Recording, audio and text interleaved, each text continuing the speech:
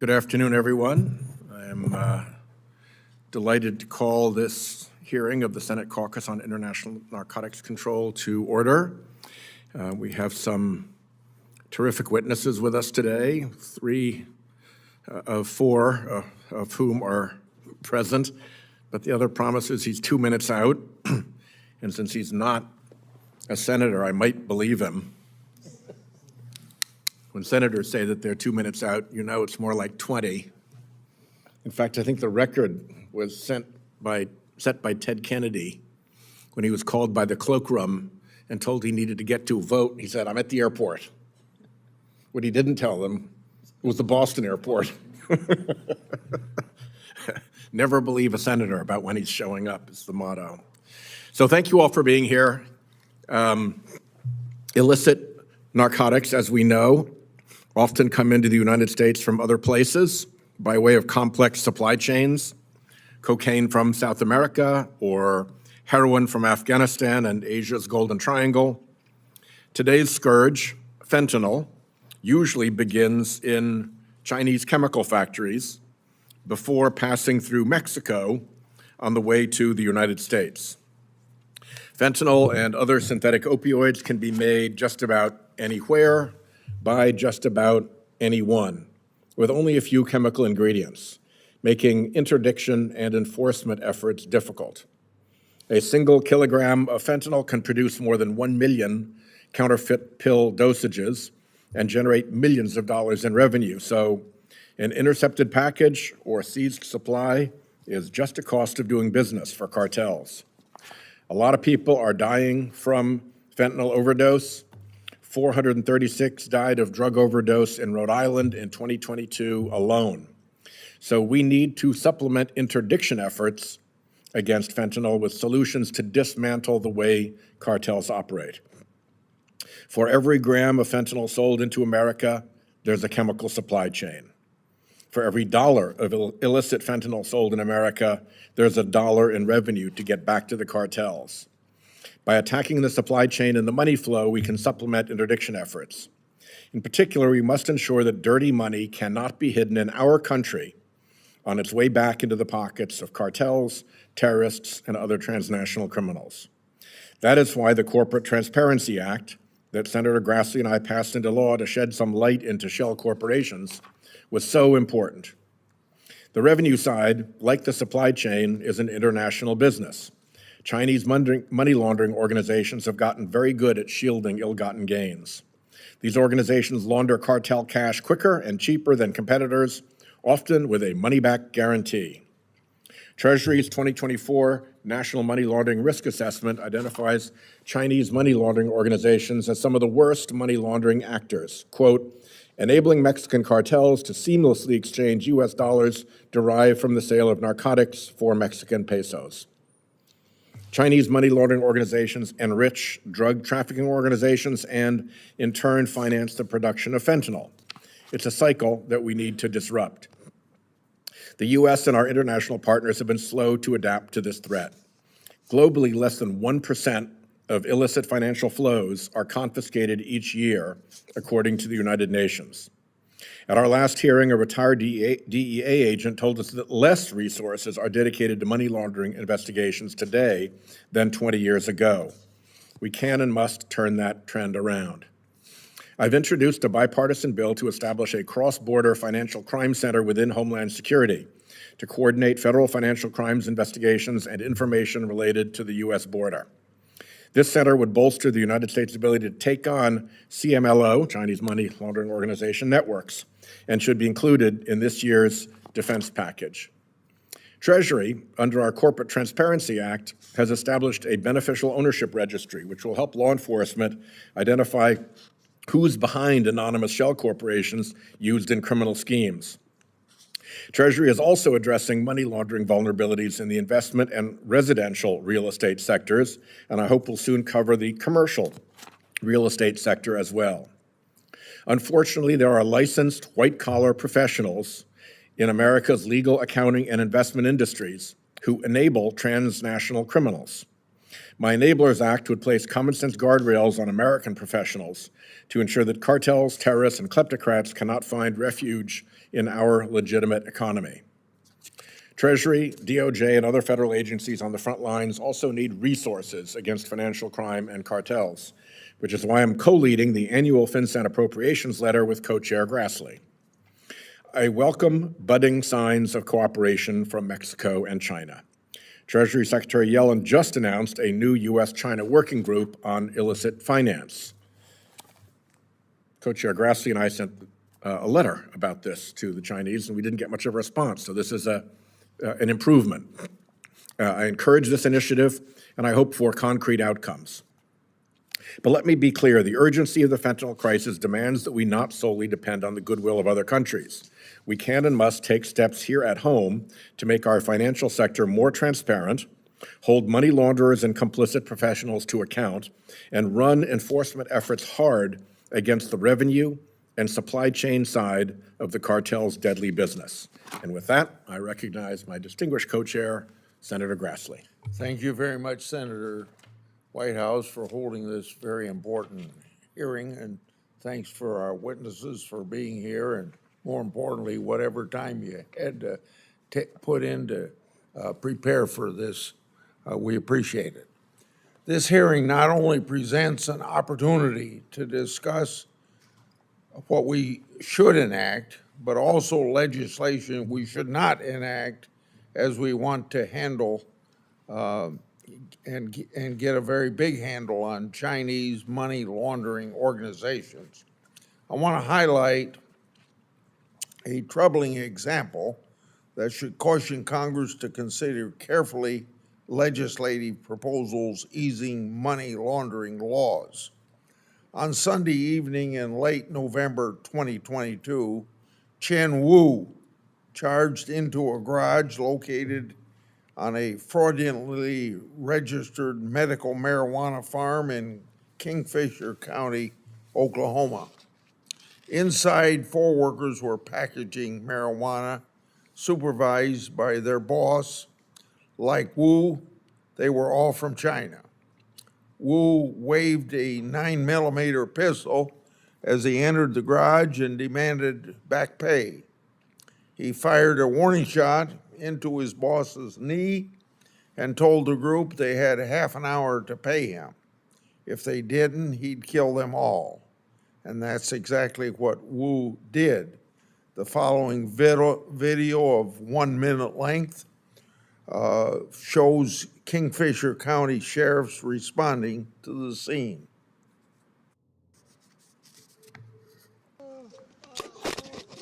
Who else, my friend? Hurry, hurry. Who? Are there other people inside? Yeah. Okay. Mike! Sheriff's Department! Body. Multiple bodies.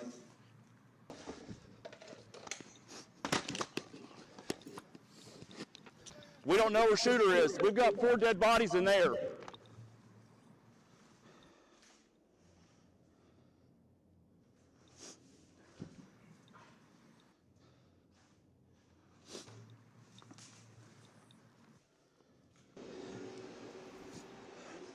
Right side clear. That was that locked door.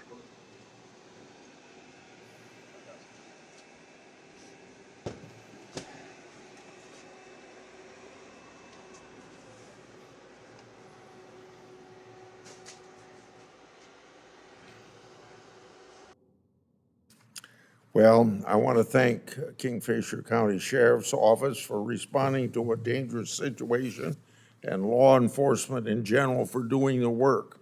According to Oklahoma law enforcement, 2,000 of the 3,000 licensed marijuana farms flagged for suspicious activity over the last year had a Chinese connection providing funding, labor, or both. This illegal industry has grown up around China's capital flight laws, which cap the amount of money, currency specifically, that Chinese nationals are allowed to transfer abroad each year. This is the same driver behind Chinese money laundering organizations. There's been a lot of debate about whether state-sanctioned marijuana businesses should be able to access the U.S. banking system. The proposal on the table assumes that state and local regulations will hold back organized crime. The Kingfisher County murders show us that that assumption is just plain wrong. If this legislation passes, Chinese money laundering organizations will have an additional avenue for cleaning dirty money. They can simply hand it off to Chinese criminal organizations fraudulently running state-sanctioned marijuana farms for introduction into the U.S. banking system.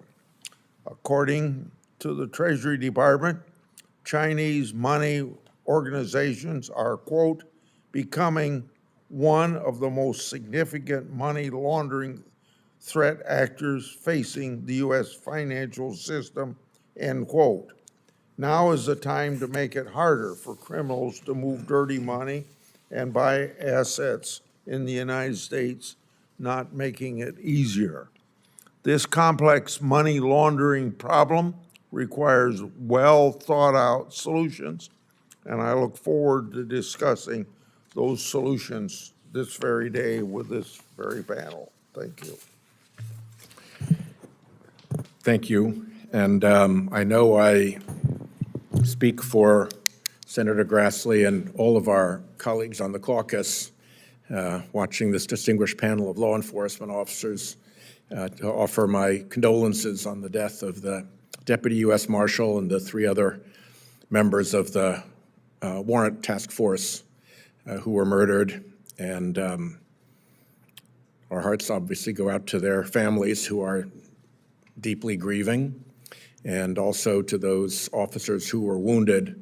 We all wish them a very speedy recovery. It's a reminder today of the kind of risk that those of you in law enforcement put yourself through, and I know Senator Grassley joins me in that. Our first witness will be Kemp Chester, the Senior Advisor to the Director of National Drug Control Policy. In this role, he advises on shaping policy designed to reduce the availability of all illicit or illegally trafficked drugs and their precursor chemicals into the United States by disrupting their global supply chains. Mr. Chester also leads the United States counter-narcotics relationships with China and India. He previously served as a U.S. Army officer for 27 years in command and staff positions around the world. Brian Nelson is the U.S. Department of the Treasury's Undersecretary for Terrorism and Financial Intelligence. In this role, he leads several offices, including the Office of Foreign Assets Control and the Financial Crimes Enforcement Network. Prior to joining Treasury, Mr. Nelson was the Chief Legal Officer at the Organizing Committee for the 2028 Olympic and Paralympic Games in Los Angeles. His previous government service includes roles as a Senior Policy Advisor, Policy Chief, and General Counsel in the California Department of Justice, where he oversaw key national security initiatives. Ricardo Mayoral is the Acting Assistant Director of the Countering Transnational Organized Crime Division for Homeland Security Investigations, where he oversees HSI's targeting of criminal organizations involved in traditional and trade-based money laundering, drug trafficking, human smuggling, and other crimes. In previous leadership roles at HSI, Mr. Mayoral oversaw international operations, including the Transnational Criminal Investigative Unit program, and directed HSI's global trade and counterproliferation investigations. William Kimball is the Drug Enforcement Administration's Chief of Operations and Assistant Administrator for the Operations Division, where he commands DEA's global drug enforcement offices across 241 domestic offices and 93 foreign offices in 69 countries, as well as DEA's Special Operations Division. Mr. Kimball previously served as the DEA's Deputy Chief of Domestic Operations. He was one of the first assistant special agents in charge for DEA's counter-threat teams, and he served as a law enforcement professional for over 29 years. We welcome all you gentlemen here. If you don't mind making your remarks in the order of your introduction, starting with Mr. Chester, and if you could confine yourself to 5 minutes, your entire statement will be made a matter of the committee's record, the caucus's record. Please proceed. Please proceed, Mr. Chester. Chairman Whitehouse, Co-Chairman Grassley, and members of the caucus, thank you for the opportunity to testify today. Not long ago, illicit drug production was largely limited to processing poppy, harvesting coca, or manipulating crude chemicals to make methamphetamine.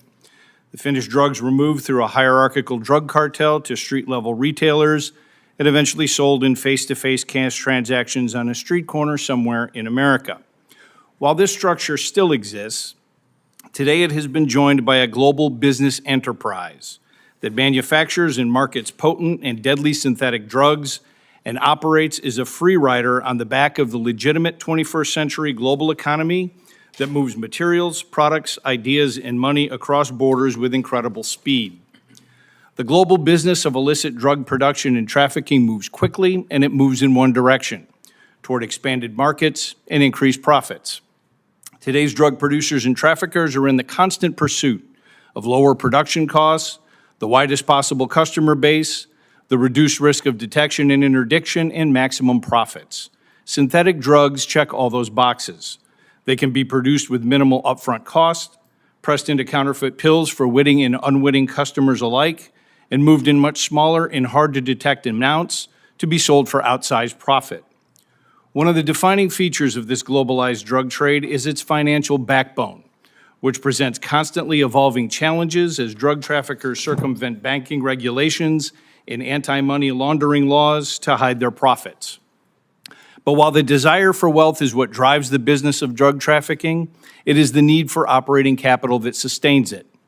Operating on this global scale requires the acquisition of raw materials such as precursor chemicals or pill-making machinery, the manufacture of the drugs themselves, the marketing, sale, and purchase of the finished products, and delivery to the purchaser. This demands a steady infusion of operating capital throughout the production and supply chain, involving the movement of funds across borders with speed and efficiency. More than a year ago, the administration announced its strengthened approach to crack down on illicit fentanyl supply chains. This strategic approach, which we call commercial disruption, targets key vulnerabilities in this illicit drug enterprise to disrupt its ability to operate and make the business of drug production and trafficking more costly, more time-consuming, more difficult, and ultimately less profitable. This global enterprise employs thousands of brokers, facilitators, and financiers. And President Biden's 2021 executive order on imposing sanctions on foreign persons involved in the global illicit drug trade was a generational leap forward in our capability to go after the financial enablers of the drug trade and not just its kingpins. The vast majority of the physical and virtual terrain on which drug traffickers operate to purchase their raw materials and sell their drugs involves private sector entities whose legitimate businesses are being exploited, and many of them have no idea they're a constituent part of an illicit business enterprise. Internationally, a foundational element of our effort to disrupt the synthetic drug supply chain is close and mutually beneficial bilateral relationships with key partner countries who play a vital role in our efforts to halt the production and trafficking of these drugs and hold accountable those who operate this global illicit business. Criminals based in the People's Republic of China have emerged as the professional money launderers of choice for Mexican drug traffickers seeking to move their funds around the world. Our counter-narcotics relationships with Mexico, the PRC, and others are instrumental in making tangible and sustainable progress toward fully addressing synthetic drug production and trafficking and disrupting the illicit financial architecture that supports it. But this is a global problem, and global problems require global solutions. And as important as our bilateral relationships are, American leadership, through the United Nations, through the Global Coalition to Address Synthetic Drug Threats in other forums, is essential in galvanizing international efforts to confront this global challenge.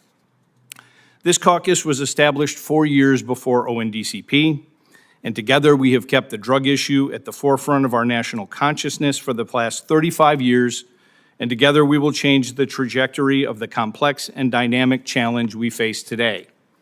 On behalf of Dr. Gupta, I want to thank this caucus and your congressional colleagues, and we look forward to continuing our work with you to end this epidemic and save American lives. Thank you, and I look forward to your questions. Thank you very much, Mr. Nelson. Undersecretary Nelson, good to have you with us. Sorry. Thank you, Mr. Chester. Undersecretary Nelson, good to have you with us. Thank you so much, Chairman Whitehouse, Chairman Grassley, distinguished members of the committee. Thank you for the invitation to speak today about countering Chinese money laundering organizations. This is a timely hearing as I just returned from Puerto Rico, where I spoke with federal law enforcement authorities and local officials on how Treasury can enhance our support to their efforts to stem the flow of narcotics into the mainland United States. I look forward to speaking with you about the risks, our authorities, and how we are working across the interagency and internationally to combat these threats.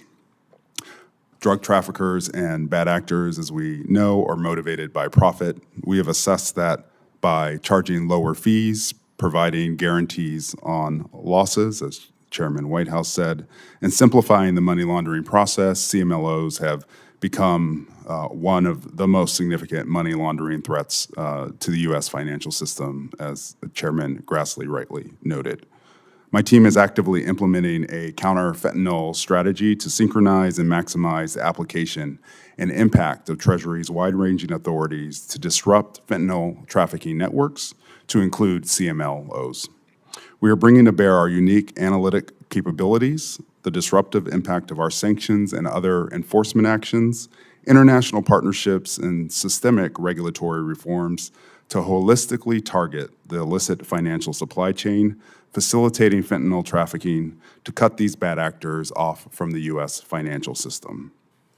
I am pleased to be here alongside my interagency colleagues with whom we work very closely. One of Treasury's top priorities is supporting our law enforcement partners' counter-narcotics efforts. For example, in October of 2023, Treasury designated 28 entities and individuals to amplify the financial impact of DOJ's 8 indictments charging China-based companies for crimes related to illicit narcotics trafficking. FinCEN and OFAC are also active participants in a number of law enforcement task forces combating narcotics traffickers and the network supporting their ability to raise and move funds. To further support law enforcement efforts, FinCEN regularly prepares analytical reports derived from an analysis of tens of thousands of suspicious activity reports and other data. Recent confidential FinCEN analysis has identified CMLO typologies in granular detail to provide useful lead information to law enforcement. Severing illicit precursor supply chains also, of course, requires strong coordination with foreign counterparts. This is why we have directly engaged with the PRC on counter-narcotics efforts, such as via the U.S. PRC Counter-Narcotics Working Group. We are leveraging this mechanism to engage PRC counterparts to take complementary actions to maximize the impact of recent Treasury designations of PRC entities and individuals involved in the sale and production of illicit fentanyl precursors. In April, Secretary Yellen established a new Treasury People's Bank of China cooperation and exchange on anti-money laundering to enable us to better share information to address illicit financial activity in our respective financial systems. We also maintain a close partnership with Mexico, and we continue to build on Secretary Yellen's trip to Mexico, where she secured high-level political support to further enhance this partnership to bolster our collective understanding of cross-border illicit finance threats. Finally, Treasury is also working to update our domestic frameworks to make it harder for illicit actors like CMLOs to hide and evade justice. This includes implementing important provisions in the Corporate Transparency Act, as Chairman Whitehouse noted. These transparency measures, including reforms to the real estate and investment advisor sectors, will bolster our ability to protect the U.S. financial system from abuse by CMLOs and other illicit actors. I just want to close by thanking the men and women of TFI for their incredible work to combat these threats and protect our national security. I would also like to thank the caucus for its support and its collaborative work with Treasury. I look forward to taking your questions. Thank you very much, Undersecretary Nelson. We turn now to Acting Assistant Director Mayoral. Good afternoon, Chairman White. Good afternoon, Chairman Whitehouse, Co-Chairman Grassley, and distinguished members. Thank you for the opportunity to appear before you today to discuss the critical role Homeland Security Investigations, or HSI, continues to play in addressing the emerging threat posed by Chinese money laundering organizations, or CMLOs. As a primary criminal investigative component of the Department of Homeland Security, HSI has a broad investigative mandate and unique customs and financial authorities which we utilize to identify, disrupt, and dismantle transnational criminal organizations through criminal investigations and prosecutions. CMLOs represent one of the most worrisome new threats in combating transnational organized crime. CMLOs are relied upon by the Mexican cartels and other transnational criminal organizations, or TCOs, to launder their illicit gains. CMLOs operating in the United States act as foreign currency exchanges, enabling TCOs to exchange U.S. dollars derived from their criminal activity for foreign currencies. Often the use of encrypted apps beyond the reach of law enforcement allow TCOs and CMLOs to move vast sums of dirty money quickly and quietly. Virtually unheard of, less than a decade ago, CMLOs have come to dominate much of the money laundering globally. CMLOs use a number of complex money laundering techniques to help Chinese citizens evade China's currency controls, including the use of Chinese underground banking. The underground banking system involves paying the amount required to be remitted overseas to a local bank account controlled by the CMLO. The CMLO then arranges for a reciprocal payment or mirror transfer to be made into a bank account of the remitter's choice. CMLOs use these mirrored swaps to launder funds for TCOs faster and cheaper than other professional MLOs. The rise of Chinese underground banking activity in the United States is largely attributed to stringent currency controls imposed by the People's Republic of China on its citizens. Chinese law limits Chinese citizens from transferring more than $50,000, driving Chinese citizens seeking to circumvent currency restrictions to increasingly rely on the services of CMLOs for access to the US dollar. One of HSI's top priorities is to investigate the vast international money laundering schemes connected to the illicit narcotics trade and other cross-border criminal activities. HSI special agents work to identify and seize the illicit proceeds and instrumentalities of crime and target financial networks that transport, launder, and hide such proceeds. As a customs agency with significant access to financial and trade data, HSI is the U.S. government's primary law enforcement agency responsible for investigating trade-based criminal schemes. HSI's financial efforts in fiscal year 2023 resulted in 2,474 arrests, 1,579 criminal indictments, 842 convictions, and the seizure of $457 million in illicit currency and other assets. At the national level, HSI has established the Cross-Border Financial Crime Center, or CBFCC, a public-private partnership to strengthen the United States anti-money laundering framework. The CBFCC convenes federal law enforcement agencies, partner nation authorities, banks and financial institutions, and financial technology companies to promote collaboration on cross-border financial crimes. At the local level, the HSI El Dorado Financial Crimes Task Force, or EDTF, remain one of the most historically effective platforms to identify, mitigate, and close the gaps exploited by TCOs to disguise and move their illicitly obtained funds. Initially established in New York, the EDTF are now being rolled out into the 29 other HSI domestic offices. The EDTF bring together federal, state, tribal, and local law enforcement to disrupt and dismantle the transnational money laundering organizations by prioritizing high-priority financial investigations, actively engaging private sector partners, and leveraging federal and state laws and regulations to bring successful prosecutions. Over the last decade, EDTF investigations alone led to over 2,100 arrests and the seizure of over $2.6 billion, with a B, in illicit proceeds. HSI partners with the U.S. Department of Treasury Financial Action Task Force, U.S. Department of Justice Money Laundering and Asset Recovery Section, Bank Secrecy Act Advisory Group, and the Five Eyes Law Enforcement Working Group to provide anti-money laundering assessments, training, best practices, and lessons learned in the fight against global money laundering. Thank you for the opportunity to appear before you today, and I look forward to your questions. Thank you, Acting Assistant Director Myrell. We now turn to Mr. Kimball from the Drug Enforcement Administration. Good afternoon, Chairman Whitehouse, Co-Chair Grassley, and distinguished members of this caucus. It is my honor to appear here before you today. On behalf of the Department of Justice and the approximately 10,000 employees of the Drug Enforcement Administration, or DEA, I'm particularly thankful for the opportunity to discuss the role of Chinese money laundering in our current drug crisis. I'm grateful for the time allotted to testify and thank the caucus for bringing up this important topic. Our nation is in the midst of an unprecedented drug poisoning and overdose epidemic that has devastated countless American families and communities. This scourge has claimed the lives of 107,941 Americans in 2022 and an estimated 110,000 Americans in 2023.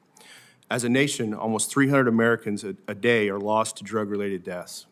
Nearly 70% of all drug-related deaths in the United States involve illicit fentanyl.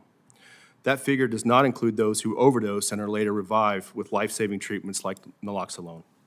The two cartels responsible for controlling the majority of fentanyl trafficked in the United States are the Sinaloa and Jalisco cartels.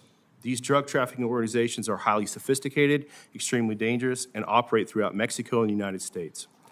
Notwithstanding the cartel's ruthless and greedy nature, they still rely on illicit enablers to supply precursor chemicals and money laundering services to carry out their unlawful agenda.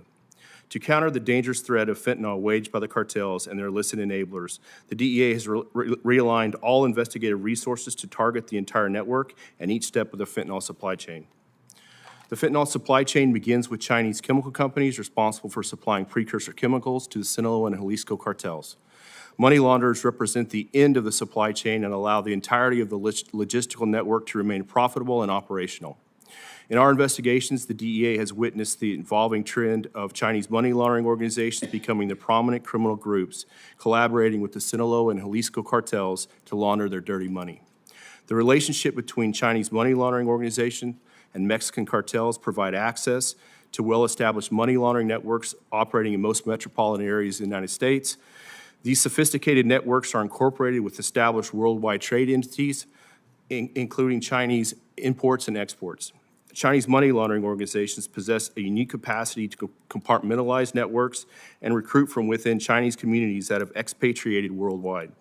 DEA's investigations indicate Chinese money laundering operations will continue to expand due to their ability to exploit regulatory gaps and quickly change operational methodologies.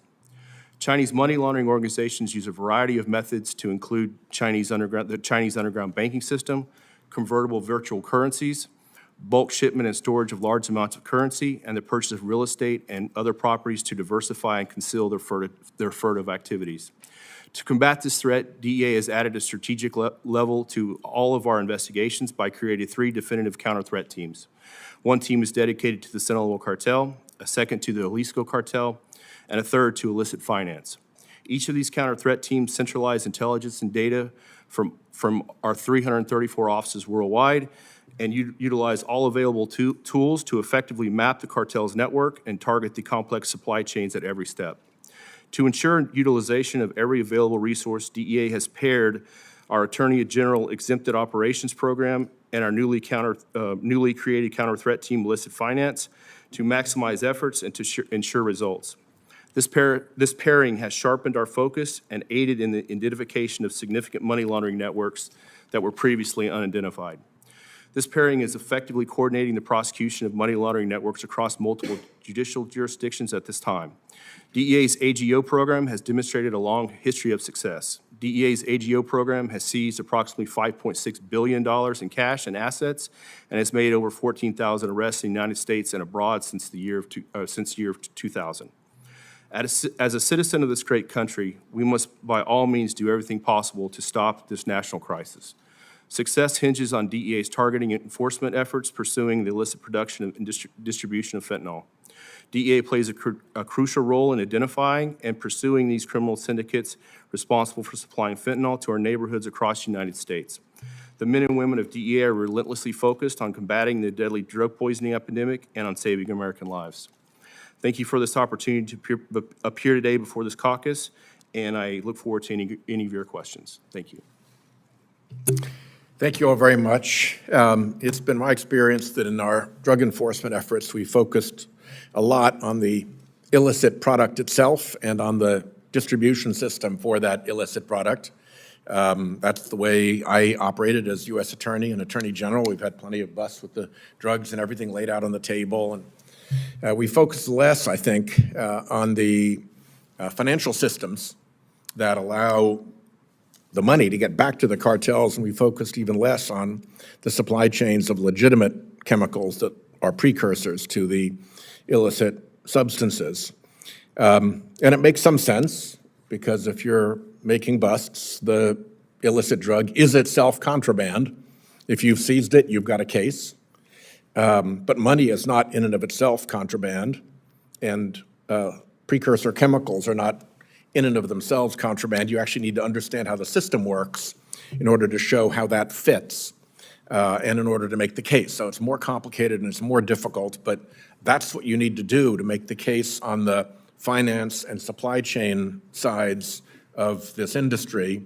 And I would say, moreover, that if we're really going to be effective, we have to not only know what the systems are to be able to connect dollars and precursor chemicals to cases, we have to know what the systems are so we can figure out how to disrupt and degrade them.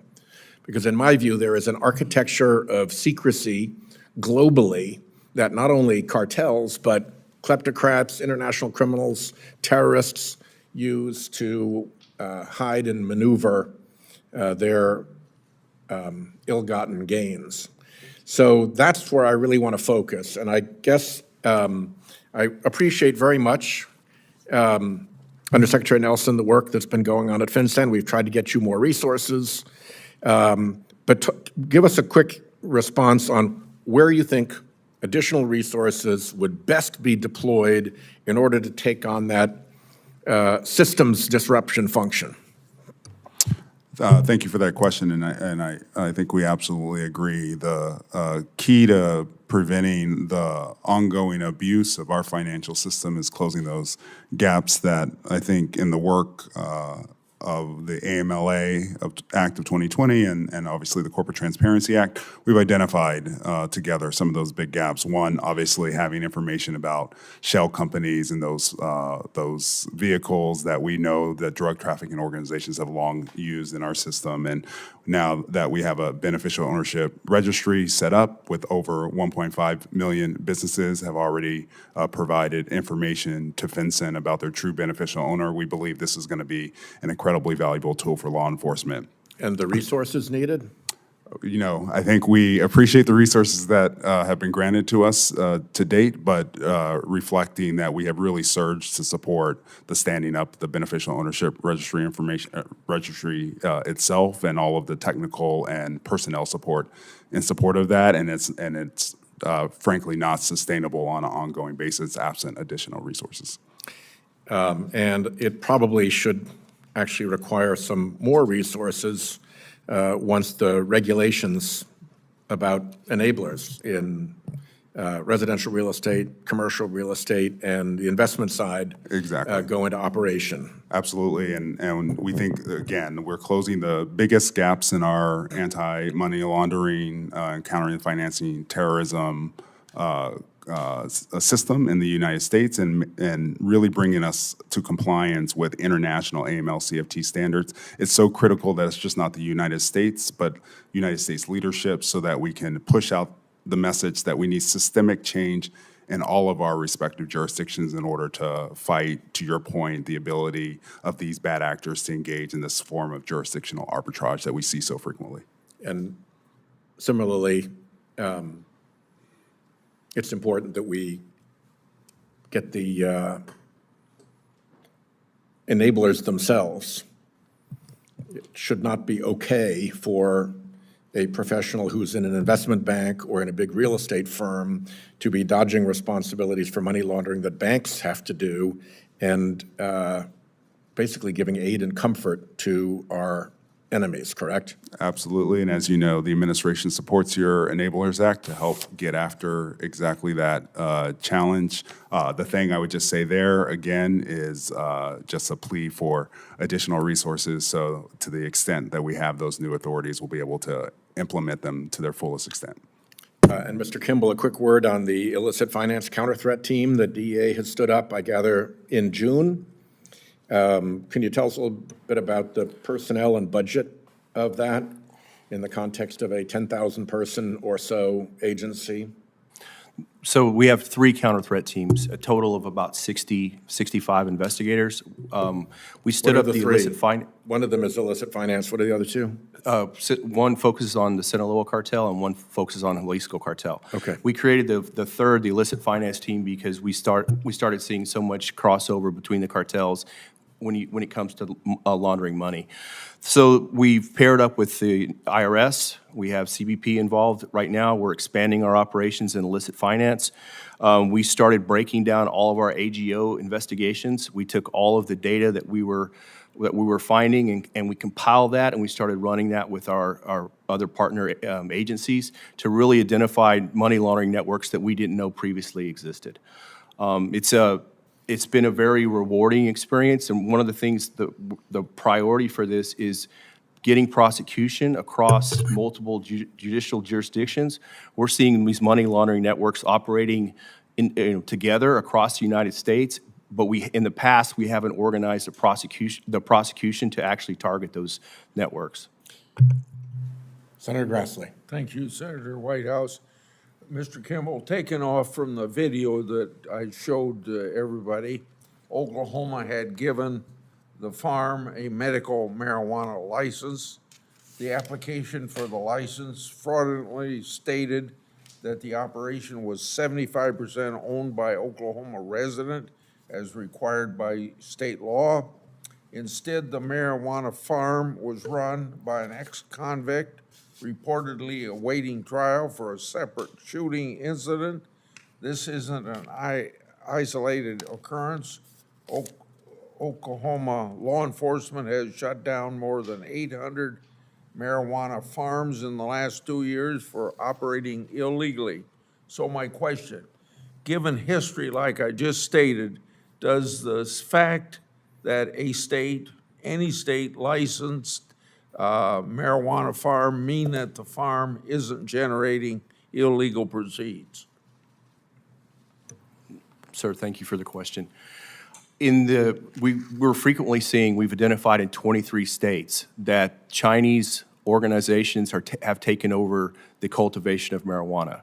Some of those are legitimate, some of those are illegitimate. The vast majority that we find in working with our state and local counterparts are illegitimate.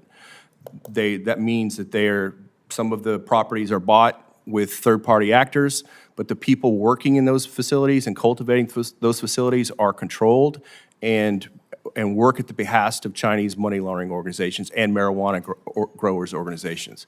We found this is a significant problem, and it goes from the California all the way across the country into the Northeast, and it's becoming a serious challenge that we all are looking to do more to stop the problem as it's ongoing. So a state-approved farm can generate illegal proceeds, right? It can, yes. Thank you. Mr. Chester, at an October Drug Caucus hearing, I asked the State Department for a briefing before the U.S. lifted sanctions on China to secure fentanyl cooperation. I never got that briefing. In November, the Biden administration lifted sanctions. This month, the House China Select Committee issued a report finding the Chinese government publicly subsidizes the export of fentanyl and knockoffs. This graph that you see is one of several subsidies that they found. Given these findings, it seems irresponsible to appease China with relaxed sanctions. My staff received an email that you are at this hearing, quote, representing the White House. So this legitimate question, was the Biden administration aware of this illicit narcotics subsidy program before it made concessions to the Chinese government?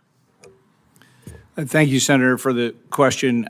I'll answer this in a couple ways. The first one is, with the help of the intelligence community, the administration has what we consider to be a very good picture on what is and is not the role of the Chinese government in the flow of precursors and fentanyl into the United States and has for an extended period of time. I think that's the first thing. The second thing is it is critically important that we engage the government of the PRC in helping us to be able to deal with this because they are criminal elements within China are the preponderant support part of the problem.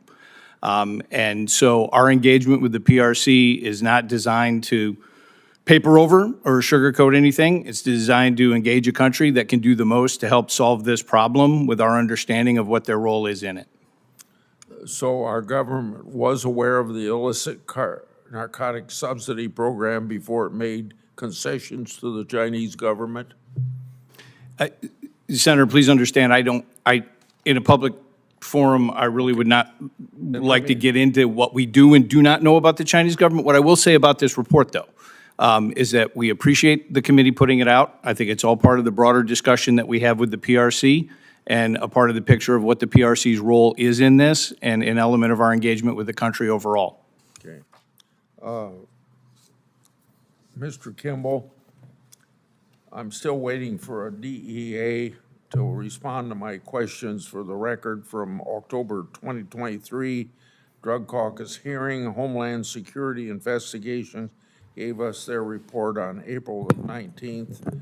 Can you get us a response to our request?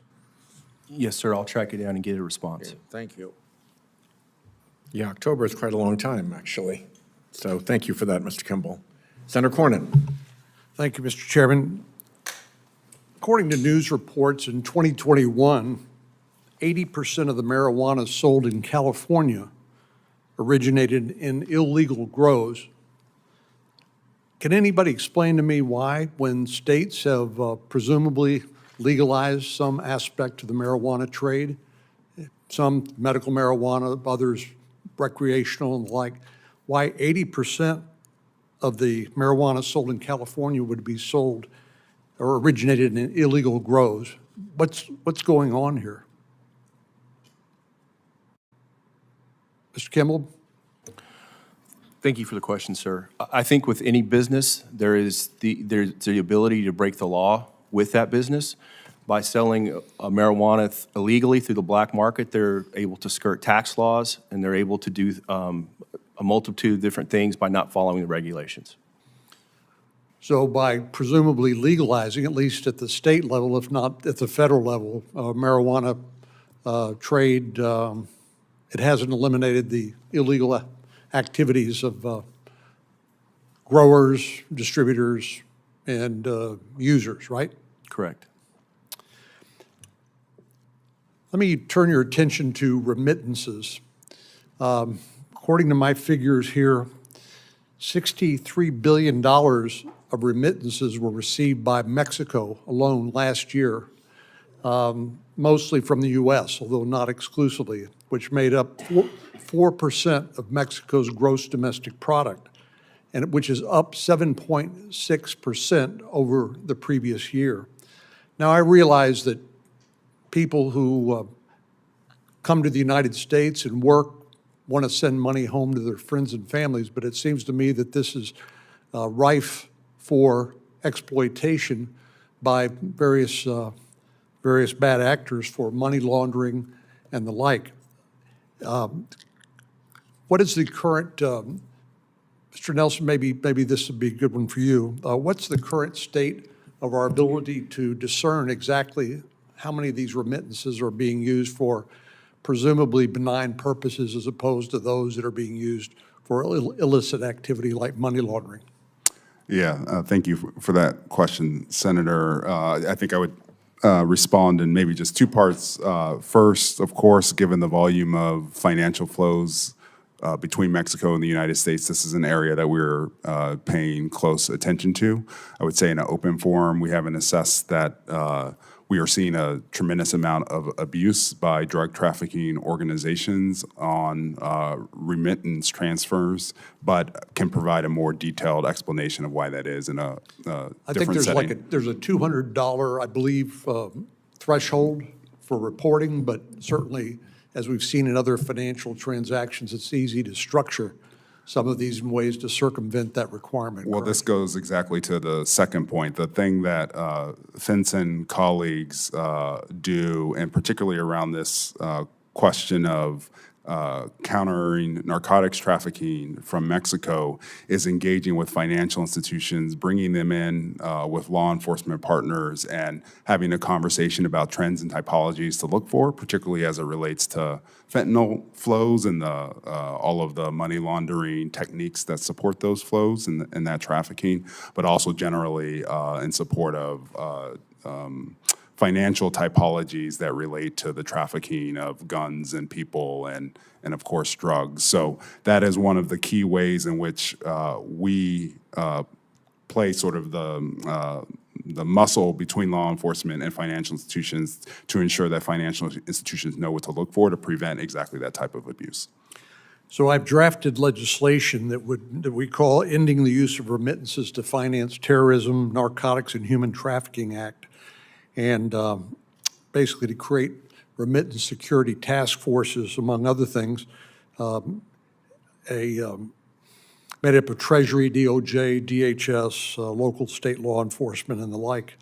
I'm looking for a Democratic co-sponsor for that bill, and I think the chairman would be a good choice for that. But do you think it would be useful to create more transparency, more eyes on the target to try to create some sort of remittance security task force?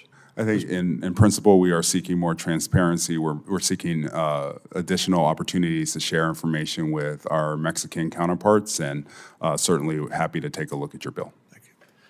Mr. Chairman, may I follow up one more question, Mr. Kimball? And we'll have a second round as well. Okay. Unfortunately, I won't be able to stay, but thank you for this. This is a sensitive topic, but last 3 years, about 1.8 million people have evaded law enforcement coming across the border. The Border Patrol calls them gotaways.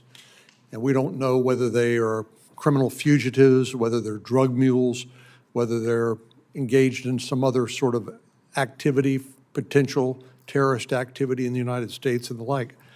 But Mr. Kimball, do you agree with me that the fact that 1.8 million migrants who transited our border, who've evaded law enforcement, that in all likelihood would involve people involved in the illegal drug trade?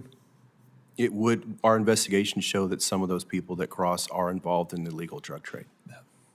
And we just don't really have a handle on that, I presume, since they did get away. It's very hard to get a handle on that many people, sir. Thank you. And Senator Hassan.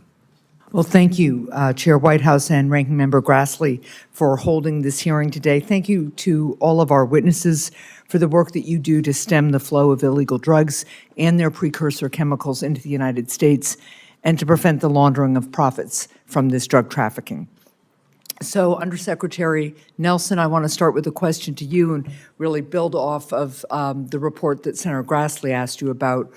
Earlier this month, the House China Select Committee published this report showing that the Chinese central government provides tax rebates to producers of fentanyl analogs and precursors. Through these subsidies, the Chinese government is supporting the flow of fentanyl into the United States and other countries.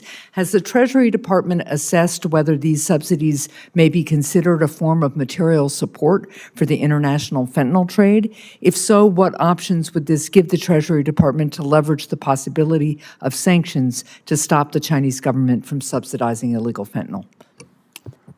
No, thank you very much for that question. And as colleagues have said, we obviously are looking closely at the report and the information in it. One of our overall approaches with China is in recognition that these Chinese money laundering organizations are violating Chinese law, and the Chinese are best positioned to be able to take action to prevent them from operating within China. So in that context, Secretary Yellen, who was just there earlier this month or last month, created a channels so that we can directly talk about illicit finance issues within our respective systems. And certainly that paired with the Counter Narcotics Working Group is an opportunity to encourage and press and really have the Chinese live up to the commitments that they made in those channels to look and work with us on exactly these issues. And in that context, we provided a number of specific information about entities of concern and are in an information exchange with the Chinese about those entities. Thank you for that answer, but I just want to be clear, even if they're giving tax rebates, even if the Chinese government knows these companies are violating their law and supplying support or supplying precursors, we're not looking at whether the tax rebates themselves constitute material support? So under OFAC's sanctions authorities, to the extent, of course, any individual or entity is providing material support, they could themselves be sanctioned. Okay, thank you. To each of you, I traveled to China as part of a bipartisan congressional delegation last year. After we pushed President Xi, he committed to working with the United States to stop the flow of fentanyl and fentanyl precursors to the United States. And I will add here that he heard, and all of the Chinese government officials we met with heard from each and every one of us about examples of the just way the fentanyl trade has devastated our communities. Doesn't matter what part of our country, which political party you're in, this is just tearing families, communities apart. So we need to see action. The Chinese government needs to disrupt the trafficking of chemicals used to make illegal fentanyl, and it needs to disrupt the money laundering that enables drug traffickers. So what is one action that the Chinese government could take to disrupt the money laundering organizations that finance the illegal fentanyl trade? And we'll start with you, Mr. Chester, and we'll just go right down the line. Thank you, Senator. The first thing I'll say is the delegation that you were part of was instrumental in helping the United States get commitments from President Xi and from the PRC in order to take this much more seriously and to make some tangible progress. I would say that when it comes to the money laundering, some of the engagement that Undersecretary Nelson was talking about, particularly in those areas where individuals are circumventing Chinese law as much as they are the United States, and opening up engagement on specifically on the money laundering aspects, I think holds the greatest promise in being able to deal with this issue on a bilateral level. Thank you, Undersecretary Nelson. I concur wholly with that. Okay. I'm having a hard time reading this far, which means I need new glasses, but to our next witness, sorry. Not a problem, ma'am. HSI is a law enforcement agency to specifically target Chinese money laundering organizations operating within our borders. We created a cross-border financial crime center to exchange information with our financial sector partners and foreign partners about the techniques and methods that we are uncovering during our investigations. So the banking industry, and also we have partnered with U.S. financial regulators. So we share the techniques and the methods that we have uncovered during our investigations of Chinese money laundering organizations operating within the United States with them, so they can create a more robust anti-money laundering compliant framework. Thank you. And sir. Thank you for the question. We would like to see more cooperation from the Chinese where they're actually sharing intelligence with us to, when they identify people in their own country that are breaking their money laundering laws, we would like to see that information pass so we can get a bigger picture of exactly the events that are transpiring. Thank you very much. Thank you, Mr. Chair. Thank you, Senator. So we'll do a second round now before we let you all go back to work. And I want to frame the question I'm going to ask by pointing out my view that we are in a clash of civilizations, akin to the famous title of Sam Huntington's book, only that clash of civilizations is between rule of law and democracy on one side of the clash, and rule of crime and autocracy on the other side of the clash. And that much of the evil that has befallen America and the world in the last 20 or 30 years emerges from that world of rule of crime and autocracy. So it really matters to go after its institutions and degrade them. We didn't just shoot the V-bombs, or Churchill didn't just shoot the V-bombs when they came over London. He went back and bombed the Ruhr Valley where the V-bombs were being made. We went after the structure. And what I look out and see is that there is a structure of financial secrecy that is available pretty much to all comers. It's not specific only to the narcotics business. It's also if you've looted your country, or if you are running trafficking organizations, or if, you know, whatever you've done to be a crook, or if you're a terrorist and don't want your money found, available to you are Chinese money laundering organizations, Cypriot bank accounts, Cayman Island corporations, Dakota trusts, and sadly, as Secretary Yellen had to acknowledge, U.S. shell corporations is an important part of that architecture.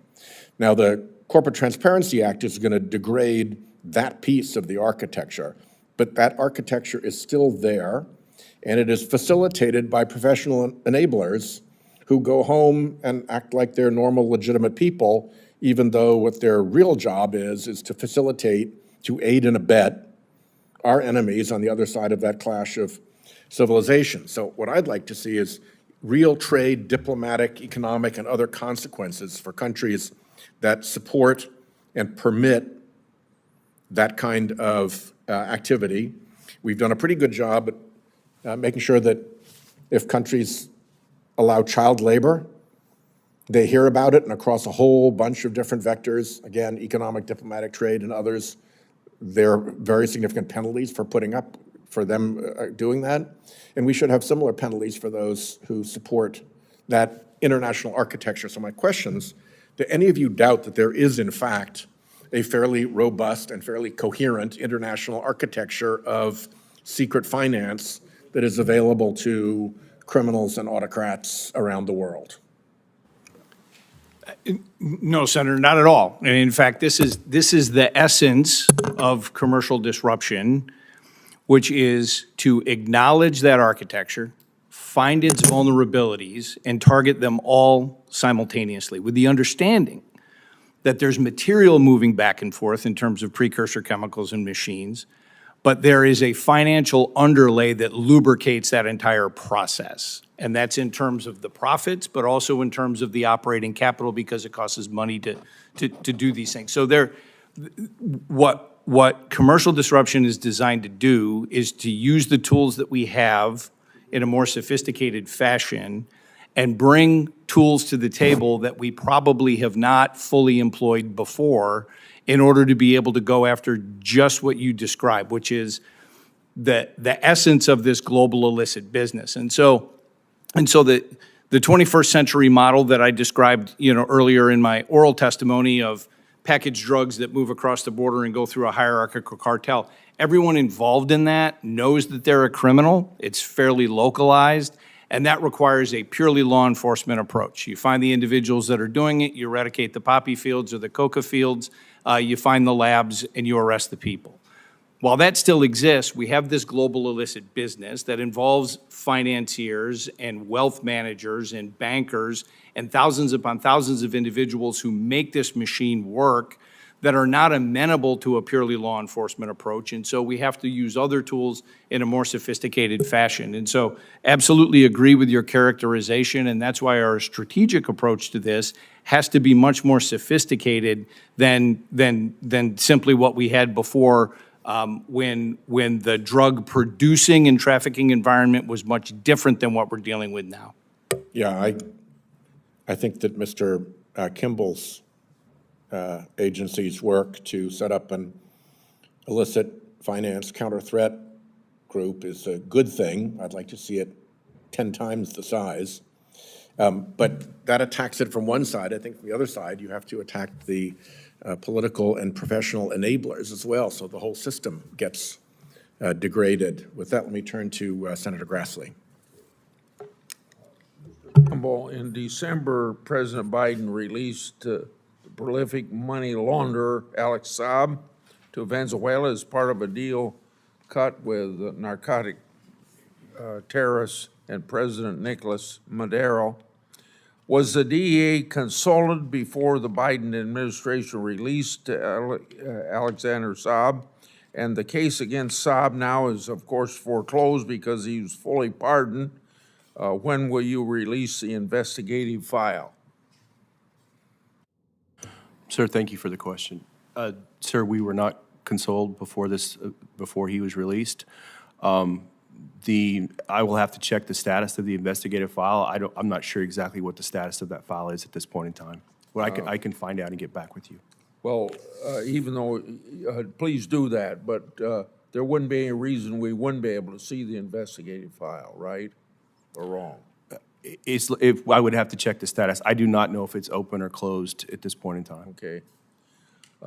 Mr. Nelson, after Secretary Yellen's meeting with Chinese officials in Beijing at the beginning of the month, she remarked that the U.S. and China will share best practices and information to clamp down on loopholes in our respective financial systems. What sort of information does the U.S. government plan to share with China? So following Secretary Yellen's trip to China, where she and her counterparts had a direct series of engagements around our respective illicit finance challenges, a group met here in Washington, D.C. just a couple of weeks ago and specifically identified illicit finance moving through virtual assets as an area of particular shared concern, also looking at our respective capacity to understand transparency within our corporate formation system and our implementation of our beneficial ownership authorities. They talked about relatively specific challenges like pig butchering, which is a form of a scam in order to sort of generate funds in a relationship of trust before the scam artist steals from the victim. And then we also had an opportunity to talk about regulation of financial technology. But the idea is really to set an agenda in these regular meetings and then obviously continue to build on the prior conversations while identifying issues of shared concern moving forward. And specifically in the context of it's not just issues where we both are worried about, but to the extent that Secretary Yellen has led conversations directly about our deep concerns about China's role in facilitating the trafficking of fentanyl and other synthetic narcotics. It is a dynamic where they may have concerns that aren't our concerns, but we are expressing directly with them concerns that we perceive emanating from their system. For you as well, did the Chinese government disclose its illicit narcotics subsidy program to any American official during discussions about enhanced cooperation? That I don't know. I'd have to come back. Does the Treasury Department plan to raise China's illicit narcotics subsidy program in future talks with China?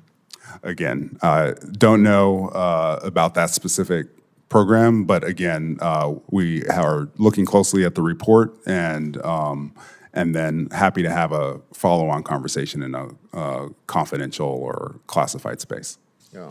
To Mr. Merrill, since 2020, auditors have been calling on HSI to do more to counter money laundering. In 2020, Government Accountability Office report mentions that HSI does not have a clear guide on how best to operate its trade transparency unit, which counters trade-based money laundering. Further, the Office of Inspector General's report said that HSI does not retain expertise to combat these schemes. My last question is, what is HSI doing to improve its trade-based money laundering operations? Thank you, Senator, for your question. Trade transparency, the trade transparency units is part of the foundation of the creation of the Cross-Border Financial Crimes Center. Trade-based money laundering is probably the most used form of money laundering by transnational criminal organizations. The way that we are addressing the findings of the GAO audit are twofold. We are first automating our system, our computer system. We relied on software that was, to put it mildly, a bit clunky and require manual entries and manual searches. We have come up with a plan to make a lot of the functions automated. We have also requested budgetary enhancements to create more positions for our trade transparency unit. But in the meantime, to address the personnel staffing shortages that we currently have, we have merged our trade transparency unit with our bulk cash smuggling center to create the cross-border financial crime center. That way, we can cross-train our personnel on trade-based money laundering and customs fraud violations, which are part of the trade transparency unit findings that we have uncovered over the years. Like I said, trade is mainly is the main way in which transnational organized crimes launder their proceeds. So we have to make sure that employees are not only trained on the latest techniques, but also trained on customs fraud violations that a lot of times are the violations that uncover that trade a fraud that is being committed. Mr. Merrill, I'd like to jump in on a question as well, if you don't mind. We used to make cases called structuring cases, which is when somebody is taking a $200,000 deposit and breaking it up into $9,000 chunks so that no individual deposit has to be reported as a suspicious activity report. I'm hearing now that in some of this money laundering activity to bring revenues back to the cartels, deposits are actually being made in big numbers, in reportable numbers, not being structured down to under $10,000, which presumably triggers a SARS report, right? So the concern I have is whether there's been some degrading of the SARS reporting system such that people involved in the criminal enterprise of returning money to drug cartels now feel comfortable making deposits that are large enough to trigger the SARS report. People used to try to avoid that. Now it doesn't seem that that's the case so much. Could you comment on that? Absolutely. Thank you for your question, Chairman Whitehouse. What we're seeing is not a degradation of the SART reporting mechanism. What we're seeing is, especially within the Chinese money laundering organizations, is the new methods that are being utilized by the money laundering organizations to avoid being caught smurfing, structuring those transactions to, not trigger the reporting requirements. What we are seeing is a couple of things. The two main ones is the utilization of money mules, people that get hired by the cartels. These are people that think that they're not doing anything wrong. A lot of them, laborers, cooks, that are getting hired by the cartels by the Chinese money laundering organizations to open bank accounts using fictitious, high-quality Chinese passports with fictitious identities. So by doing that, if the bank notices suspicious activity, they will file the report. The problem is that the report is being filed on a person that doesn't exist. The other method that they are utilizing is the insider threat method. We have encountered more than a few cases in where the Chinese money laundering organization has, number one, has tried to bribe bank officials at the different bank branches so they can, make them look the other way when opening bank accounts using fictitious, high-quality Chinese passports, or to verify if the bank accounts that they have opened through the money mule system that I just described are being monitored by law enforcement agencies.